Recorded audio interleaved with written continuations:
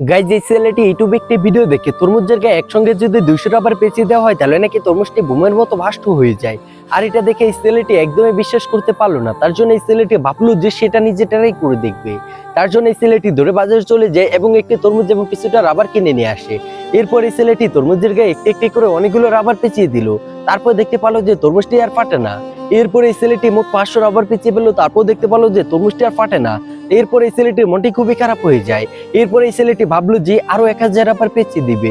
তো গাইজ আরো 1000 রাবার পেঁচানোর পরে এই ছেলেটির সাথে এরকম একটি ঘটনা ঘটলো, সেটা দেখলে আপনি অবাক হয়ে যাবেন। তবে সেটা দেখার আগে আপনাদের কাছে একটাই রিকোয়েস্ট, বন্ধুরা তোমরা যদি এই ছবিগুলোকে মন থেকে ভালোবেসে থাকো তাহলে এখন এই ভিডিওতে একটি লাইক করে দাও এবং এই চ্যানেলটি সাবস্ক্রাইব করে দাও। আর যদি না করো তাহলে ভেবে নিব যে তোমরা এই ছবিগুলোকে ভালোবাসো না।